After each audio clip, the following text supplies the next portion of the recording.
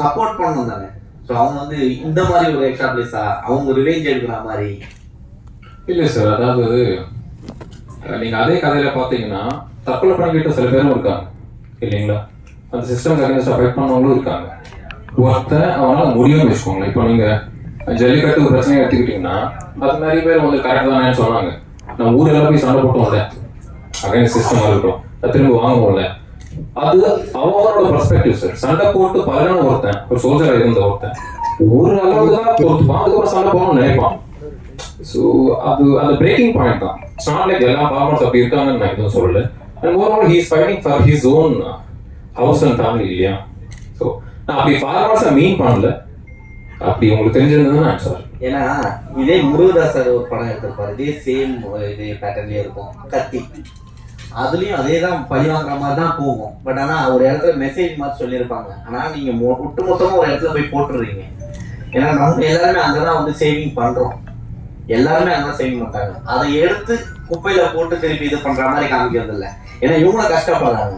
கஷ்டப்படுறதுக்கு support பண்ணி தான் ஒரு லாஸ்ட்டில் சொல்கிறாங்க. ஸோ அப்படி இருக்கும்போது ஒரு மெசேஜ் கரெக்டாக கன்வே பண்ணியிருக்கணும்ல லாஸ்ட் டைம். இல்லை எனக்கு தெரிஞ்ச இந்த கொஸ்டின் உங்களுக்கு வர்றதுக்கு ரீசனே வில்லன் நீங்கள் ஹீரோவை பார்த்ததுனால. அவன் அந்த ஒரு ஆக்ஷன் எடுக்கிறான், அது தப்புன்னு சொல்றதுக்கு தான் ஹீரோ இருக்காங்க. இப்போ ஹீரோவே அந்த ஆக்ஷன் எடுக்கிறாரு, நான் அதை சப்போர்ட் பண்றேன்னு வச்சுக்கோங்க. அப்போ ஹீரோவை நான் அந்த இடத்துல வச்சிருக்கேன். அவர் பண்றது தப்பான்றதுனால தான் அவர் வில்லனா வச்சிருக்கோம். ஸோ படத்துல யார் ஹீரோனே எனக்கே புரியல. அவர் ஒரு பக்கம் அதர்வா ஆக்ஷன்ல பின்றாரு, இவர் ஒரு பக்கம் கதையில பின்றாரு. இல்லை சார், அதாவது ஒரு படத்துக்கு வரும்போது வந்துட்டு ஃபர்ஸ்ட் வந்துட்டு இப்போ இருக்கிற ட்ரெண்ட் படி அந்த கதையா வந்து ஃபர்ஸ்ட் அவங்களுக்கு பிடிக்கணும். அது இருக்கிற எந்த கேரக்டர் நம்மளை இன்ஸ்பயர் பண்ணுவாரோ இல்லை நம்ம அதை ரசிப்போன்றது தெரியாது. படமாக நல்லா இருக்கும்ன்றது தான் ஃபர்ஸ்ட் இன்டென்ஷன். இன்னொன்று, இவர் பண்ற எல்லா படமும் பார்த்தீங்கன்னா படத்துல அவர் ஹீரோவா மாறுற படம் தான் பண்றத தவிர ஹீரோவா அவர் வந்து படம் பண்ணல. இனி ஃபிலிம் பார்த்தீங்கன்னா டிஎன்ஏ பாருங்க, ரீசெண்டாக அவர் பண்ண எல்லா படத்துலையும் அவர் அந்த கேரக்டர் வந்து மெதுவா ஹீரோவா மாறுற படம் தான் பண்றாரு. அதனால அவருக்கு அந்த கதை சொன்னதும் வந்துட்டு அவருக்கு பிடிச்சிருந்தது. ஸோ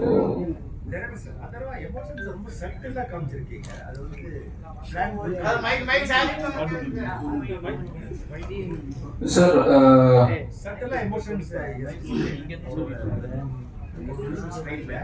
இல்லை சார், அது ஆக்சுவலா என்னன்னா இப்போ அவங்க ஃபேமிலியில கிரியேட் ஆகிற எல்லா பெயினுக்குமே அவர் தான் காரணம் அப்படிங்கும்போது அந்த கில்ட் தான் நமக்குள்ள இருக்கும். ஓகேங்களா? நம்மளால ஒரு தப்பு நடந்துச்சுன்னு வச்சுக்கோங்களேன், அப்பதான் வந்து நம்ம ஓவரா ரியாக்ட் பண்ணுவோம். தவிர நம்ம வந்துட்டு அந்த ஒட்டுமொத்த பெயினுக்கும் நம்ம தான் காரணமா இருக்கும்போது வந்துட்டு அந்த கில்ட்ல அவங்க சட்டில் ஆயிடுவாங்க. ஆமா, சட்டிலா தான் வந்துட்டு அது வெளியே வரும். ஏன்னா அந்த மொமெண்ட்டை திரும்ப திரும்ப ரீவியூ பண்ண மாட்டாங்க, அந்த பெயின்ல இருந்துட்டு இருப்பாங்க. சோ நீ ரெண்டு கேரக்டர்ஸுமே பெயின்ல இருக்கிற கேரக்டர்ஸ் தான் சார். டேரக்டர் சார் நியாயப்படி இவரெல்லாம் சார் ஜெயிச்சிருக்கோம். நியாயப்படி சவுண்ட் பொல்யூஷன். ஏன்னா அவர் வந்து அவங்க ஊரை அழிச்சதுனால தான் அவர் இப்படி ஒரு ரிவெஞ்ச் எடுக்கிறாரு. அப்போ அது நியாயமான ரிவெஞ்ச் தானே. ஹீரோவும் அதை சப்போர்ட் பண்ணியிருக்குமே சார். அது ஆக்சுவலா நீங்க நல்லா சொன்னீங்க. முன்னாடி இருக்கிறவங்க அது தப்பா சொல்றாரு. அதுதான் சார். இப்போ டிஃபரன்ஸ் ஆஃப் ஒப்பீனியன் ஃப்ரண்ட் பேக்ல உட்காந்துருக்கீங்க, ஒரு சீட் டிஃபரன்ஸ்ல உட்காந்துருக்கீங்க. நீங்களே அவங்க அதை கரெக்டா ஃபீல் பண்றீங்க, அவர் அதை தப்பான்னு ஃபீல் பண்றது. அதுதான் சார். நீங்க தீவிரவாதம் தான் காட்டுறீங்க. தீவிரவாதி காட்டுறோம். லாஸ்ட் சீன்ல அம்பேத்கர் காட்டுறீங்க. சோ நீங்க லா படி நடந்துக்கணும்னு செகண்ட் பார்ட்டுக்கு தான் காமிக்கிறீங்க. ரெண்டு பேருக்கு எடுத்துக்கும் அதே தான். நம்ம விவசாயிகளை வந்து தூக்கி தான் காட்டுமே தவிர நம்ம அவங்க வந்து ரிவெஞ்சுக்காக இந்த மாதிரி ஒரு ஸ்லம் ஃபுல்லா இது பண்ணி அவங்க வந்து ரிவெஞ்ச் எடுக்கிறாங்க. அவங்க அந்த மாதிரி இப்போ அந்த விவசாயிங்க வந்து ரிவெஞ்ச் எடுக்கிறாங்கன்ற மாதிரி காட்டல. அதனாலதான் அவங்க எல்லாரையும் வந்துட்டு அந்த அந்த மைண்ட்ஸ்ல ஒர்க் பண்ற காஸ்டியூம்லயே வந்துட்டு வச்சிருக்கேன். ஓகே, ஒரு ரக்கடான லைஃப் வாழ்ந்துட்டு ஒரு கேரக்டர் வச்சிருக்கேன் தவிர அவங்க வெயிட்டி கட்டிட்டு வந்துட்டு விவசாயிகளை வந்து நான் இங்கே போர்ட்ரேட் பண்ணல. அதான் சார். நீங்க மைக் சார், இந்த ஸ்டோரி டேரக்டர் கிட்ட சொல்லும் போது உங்களுக்கு என்ன தோணுச்சு? இப்ப இருக்க கரெக்ட்ல வந்து எல்லாமே நடந்து இருக்கு. மக்களை வந்து அடிக்கிறதுல போலீஸ் தான், பின்னாடி இருக்கிறது வந்து ஆட்சியாளர்கள் தான். ஸோ இந்த ஸ்டோரி பண்ணும்போது நீங்க ஏதாவது டேரக்டர் ஏதாவது சொன்னீங்களா, இல்ல ஏதாவது ஸ்கிரிப்ட்ல ஏதாவது மாத்துனீங்களா? செகண்ட் ஹாஃப்ல ஆக்ஷன் பிளாக்ஸ் அதெல்லாம் ஒர்க் பண்ணோம். பட் இந்த ஸ்டோரி வந்து நான் கேட்கும்போது எனக்கு ஒரு விஷயம் பட்டு சார், இப்போ நீங்கள் கேட்ட கேள்விக்கும் ஒரு பதிலாக இருக்கும்னு நினைக்கிறேன். இந்த உலகம் வந்துட்டு ஒரு உலகம் தான் சார், நம்ம எல்லாருமே வாழ்றது. பட் பெர்ஸ்பெக்டிவாக பார்த்தீங்கன்னா 3 உலகத்தில் இருக்கிற மாதிரி இருக்கும். ஒன்று நான் பார்க்குற உலகம், என் பெர்ஸ்பெக்டிவ்ல எனக்கு தெரியுற உலகம். ஒன்று உங்கள் பெர்ஸ்பெக்டிவ்ல தெரியுற உலகம். பட் ரியாலிட்டி என்னன்னா 2 பேரோட ஒரு காமன் பாயிண்ட் ஒரு மீட் பண்றாங்க சார். அதுதான் ரியாலிட்டி, அதுதான் நிஜம் உலகம். ஸோ வந்துட்டு இங்க யார் சார் தப்பு, யார் கரெக்ட்? ஸோ யூனிஃபார்ம் போட்டவங்க எல்லாமே கரெக்ட் அப்படின்னு கிடையாது. யூனிஃபார்ம் இல்லாம ஃபார் எக்ஸாம்பிள் அஸ்வினோட கேரக்டர் ஆகட்டும், அவர் ஒரு பேக் ஸ்டோரி வச்சு போராடுறாரு. ஸோ அவர் பெர்ஸ்பெக்டிவ்ல பார்க்கும்போது அவர் கரெக்டா இருக்காரு, என் பெர்ஸ்பெக்டிவ்ல பார்க்கும்போது எனக்கு கரெக்டா படுது. ஸோ நீங்க ஓவராலா பாத்தீங்கன்னா யாருமே சரி யாருமே தப்பு கிடையாது சார். சூழ்நிலை, அந்த சூழ்நிலைக்கு நாங்க எடுக்கிற முடிவு இல்ல அந்த சூழ்நிலைக்கு கொடுக்குற ரியாக்ஷன்ஸ் தான். அந்த விதத்துல பார்த்தா ஐ திங்க் இட் இஸ் ஒரு ஓவரால் என்டர்டெய்னிங் ஃபில்மா பண்ணுங்கிறது தான் நோக்கம். அதை பண்ணியிருக்கோம். ஏற்கனவே 100 படம் பண்ணிருக்கீங்க, அதுவும் சூப்பர் ஹிட் போய் நல்லா படம் போச்சு. இப்போ இந்த படம் நல்லா இருக்கு. ஆனா சில எங்களுக்கு வந்து மாற்று கருத்துல என்னன்னா அந்த கேரக்டர் நீங்க பண்ணி நீங்க மாத்திருக்கலாமோ சொல்லிட்டு எங்க ஒரு விஷயம் நாங்க பாக்குறோம், எங்க விஷயம் நாங்க பாக்குறோம். சரி நான் பாக்குறேன், ஓகேங்களா? அது மாற்றத்தை எவ்வளவு இருக்குமா? என்னன்னா இப்ப நீங்க ரெண்டு ஹீரோல யாராவது ஒரு ஹீரோ தான் வந்து ஜெயிப்பாங்க. ஆனா வந்து விவசாயிக்காக சப்போர்ட் பண்றது ஜெயிச்சா நல்லா இருக்கும் நாங்க நினைக்கிறோம். நீங்களும் அவரை சப்போர்ட் பண்ணிருக்கலாம்னு நினைக்கிறோம். வேற ஒன்றும் இல்லை. அவரை பிடிச்சிருக்கால கடைசியில் காலி பண்றீங்களா? அப்படி மனசளவுல சப்போர்ட் பண்றதா சார், படத்துல வந்து பண்ண முடியல. அதான் சார், இந்த படத்துக்கு ஹீரோயினே தேவையில்லை, ஒரே ஜானர்ல போயிருக்கலாம். அந்த ஹீரோயின் கேரக்டர்னால என்ன ப்ளஸ் ஒரு டூயட் இல்ல, ஒரு இது இல்ல, ரொம்ப இது இல்ல, அந்த மாதிரி தைரியமா படம் எடுக்கலாமா சார்? ஒரு ஜானருங்கும் போது ஃபாரின் படங்கள்லாம் நிறைய வரும், உங்களுக்கே தெரிஞ்சிருக்கும். அப்படி அந்த மாதிரி நீங்க வந்து தைரியமா எடுப்பீங்களா? இல்ல சார், கண்டிப்பா எடுக்கலாம் சார். ஏன்னா இன்னைக்கு இருக்கிற காலகட்டத்தில் ஐ திங்க் எவ்ரி இயர் வந்து சினிமா மாறிக்கிட்டே இருக்கு சார். போன வருஷம் நம்ம பார்த்த சினிமா இன்னைக்கு கிடையாது, இன்னைக்கு வந்து திருப்பி மாறிடுச்சு. அண்ட் நம்ம எக்ஸ்போஜரே பார்த்துக்கோங்க. நெட்ஃபிளிக்ஸ்ல வந்து நிறைய கண்டென்ட் எக்ஸ்போஸ் ஆகிறோம், இல்ல ஓடிடி பிளாட்ஃபார்ம்ஸ் நிறைய பிளாட்ஃபார்ம்ஸ்ல எக்கச்சக்க கண்டென்ட் வருது. பட் தியேட்டர்ல போகும்போது மியூசிக் அதெல்லாம் தேவைப்படுது சார். ஸோ நம்ம 2.5 hours நம்ம ஒரு படம் பண்றோம்னா இதுதான் நம்மளோட ரூட்ஸ் இல்லை சார். அஃப்கோர்ஸ் நாங்க வந்துட்டு ஹாலிவுட் படத்தை பார்த்து ஆஹா ஓஹோ அப்படின்னு சொல்லலாமே தவிர அதே மாதிரி இங்க படம் எடுக்கிறதுக்கு அவங்க இருக்காங்க சார். இங்க வந்து நம்ம ரூட்ஸ்க்கு தகுந்தாப்புல ஒரு படம் எடுக்கலாமே அப்படின்னா. அண்ட் நம்மளோட ரூட்ஸ் என்ன சார், மியூசிக் நமக்கு தேவை. அண்ட் மியூசிக் இல்லாம ஒண்ணுமே கிடையாது சார். இந்தியாவை பொறுத்த வரைக்கும் இல்ல இந்தியன் சினிமாவை பொறுத்த வரைக்கும் music is a must. So அதுதான். அஸ்வின் சார், அஸ்வின்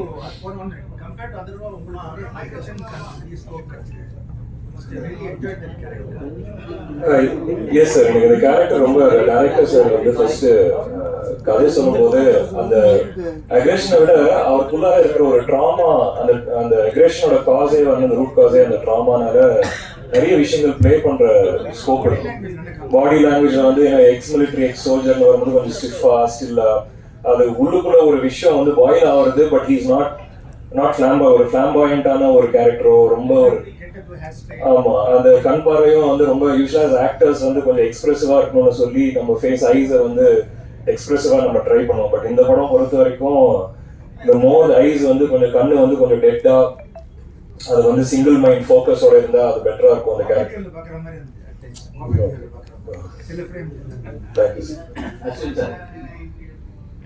நாக்குல ஃபிராக்சர்னு பார்த்தோம், அப்புறம் பொன்னியின் செல்வன் நல்ல ஒரு ஸ்டோரிஸ்லாம் பண்ணிட்டு திடீர்னு ஒரு பெரிய லீடர் கெட்டப்ல வந்திருக்கீங்களே, சொன்னாரா உங்களுக்கு இந்த மாதிரி நீங்க லுக்ல வரணும் அப்படின்ட்டு?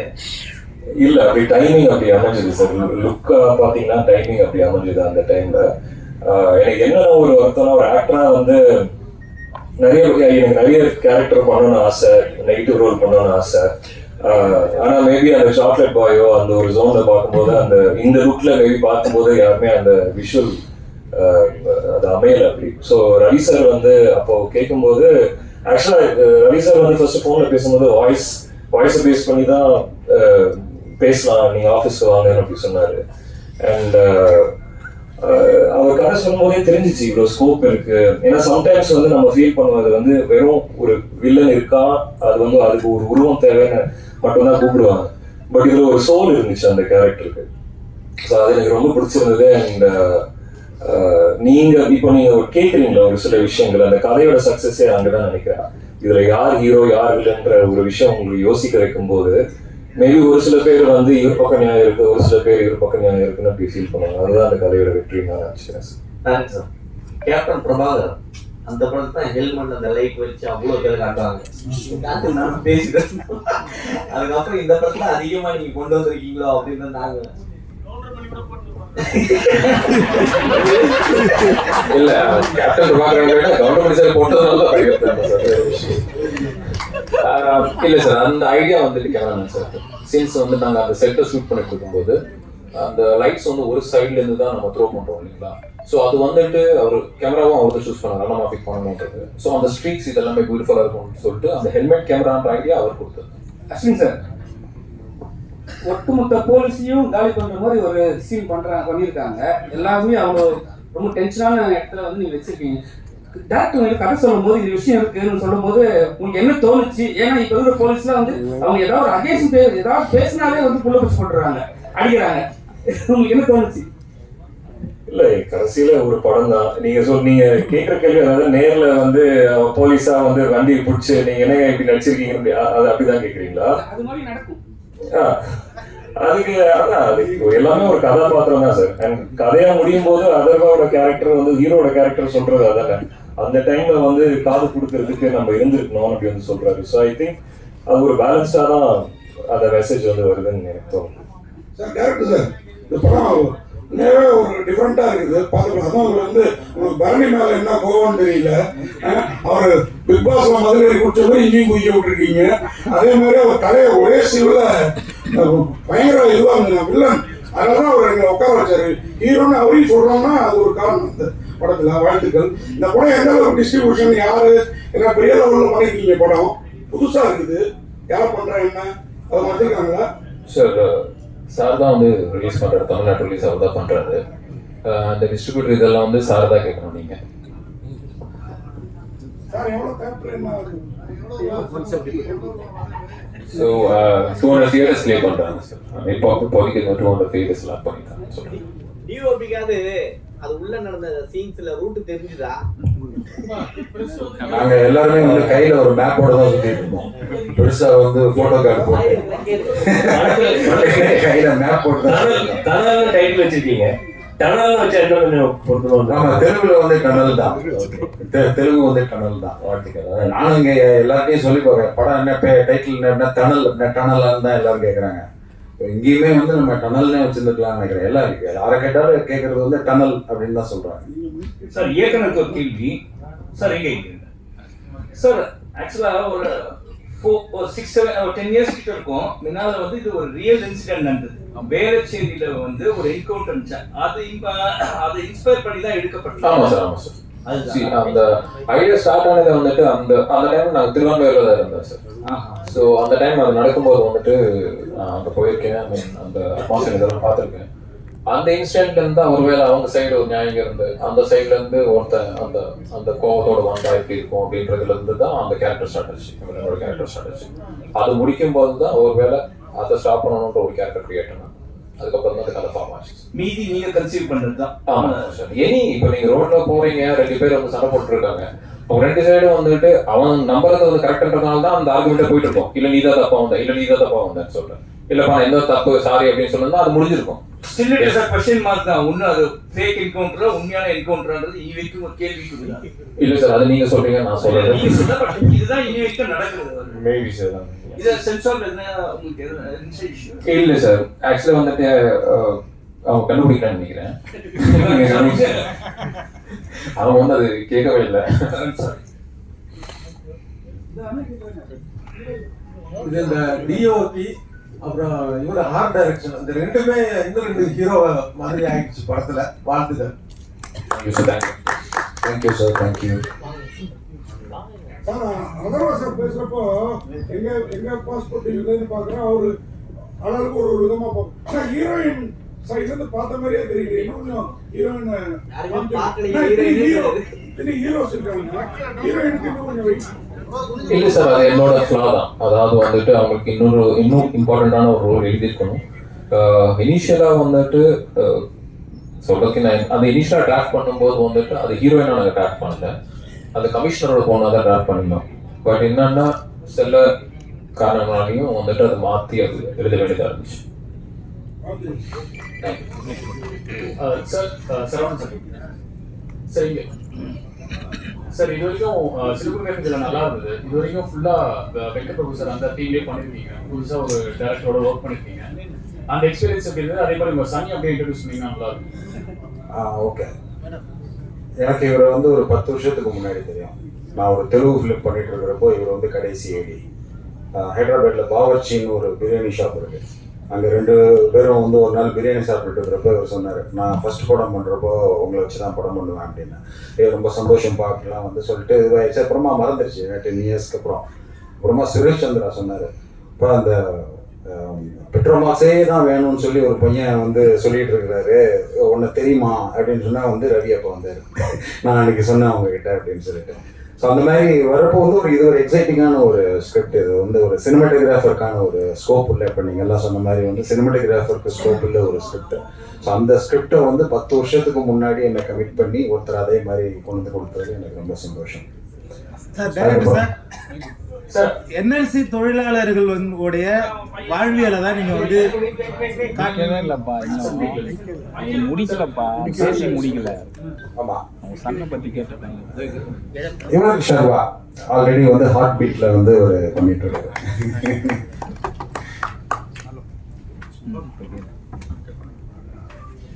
வணக்கம். இன்னைக்கு எல்லாத்தையும் பார்த்ததுல ரொம்ப ரொம்ப சந்தோஷமா இருக்கு. சார், நல்லா பண்ணிருக்கீங்க. தேங்க்யூ. ஸோ இப்போ ஆக்ஷன் ஹீரோவா மாறி இருக்கீங்க. ஸோ எப்படி இருக்கு இந்த நியூ எப்பவுமே சாக்லேட் எப்பவுமே ஆக்ஷன் 2வது படமே ஆக்ஷன் இல்ல. பட் ஆக்ஷன் வந்து என்னோட கம்ஃபர்ட் ஜோன். எனக்கு ரொம்ப பிடிக்கும் ஆக்ஷன். நான் எந்த மாதிரி கிட்டனா இந்த WWF பார்த்து வளர்ந்த பையன். ஸோ எனக்கு சின்ன வயசுலேயே இந்த ஆக்ஷன் படம் பார்க்குறது இல்லை ஆக்ஷன் ஃபிலிம்ஸ் வந்து நான் சினிமாவுக்கு வந்த பிறகு ஆக்ஷன் ஃபிலிம் செலக்ட் பண்ணி அன்னைக்கு வந்து ஆக்ஷன் ஷூட் பண்ணுறோம்னா எனக்குள்ள வந்துட்டு ஒரு சின்ன ஒரு எனர்ஜி தனியாக ஐ மீன் அப்படியே வந்திருக்கும். ஸோ அந்த விதத்தில் I think I enjoy the fix. Sir, I think we can wind up now. Vishal sir வந்து பண்ணாத சொன்னாரு, நான் இவ்வளவு நாள் வந்து பேச்சுலரா இருந்துட்டேன், இப்போ வந்து கரெக்டா வீட்டுக்கு போகணும், ஃபேமிலிலாம் வந்து இதா இருக்கு. அதுவே தம்பி இது அதர்வா வந்து பேச்சுலரா இருக்காரு, அடுத்த கல்யாணம் அவருக்கு தான் பண்ணணும் அப்படின்னு அதை பத்தி எப்போ என்னைக்கு கல்யாணம் பண்ண போறீங்க? என்ன விஷால் சார் எப்போ கல்யாணம் பண்றாரோ அவர் எப்போ தாலி கட்டுறாரோ அதுக்கப்புறம் தான் சார் நான் கட்டுவேன். தேங்க்யூ ரொம்ப தேங்க்ஸ்.